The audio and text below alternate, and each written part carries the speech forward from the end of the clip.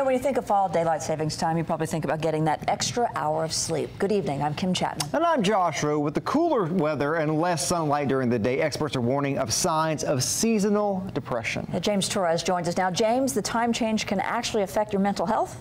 Josh and Kim, that's right. The time change isn't until Sunday, but there are some things you can do now to ease the transitions into the new clocks. I spoke to a Chattanooga psychologist who says this is the time of year where a different kind of depression could be hitting your home. Have you ever felt differently about your life this time of year? Low energy, sleeping more, overeating, possible weight gain. Psychologist Sam Bernard says these are symptoms of seasonal affective disorder, or SAD for short.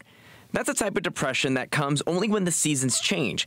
He says there is a fall, winter, and a summer, spring version. Definitely the winter version has to do with exposure to light. After daylight savings this weekend, the days will seem shorter and the moon will come out sooner.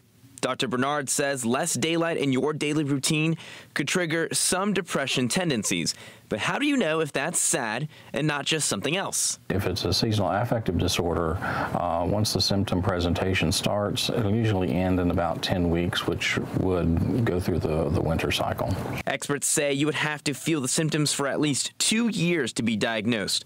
But if you think you are prone to the disorder, there are a few things you can do now to minimize the stress before the clocks move backward. If you tend to exercise in the evenings, exercise in the mornings. Get out and do your walking or running in the early mornings when the sun is out. Dr. Bernard says you can also pursue something called light box therapy. That's where you can buy a certain type of light and use that during your normal routine to mimic sunlight exposure. He says a large intake of vitamin D can help too. Josh? James, thank you. If you have symptoms like these and are worried it could be depression, you should visit your doctor.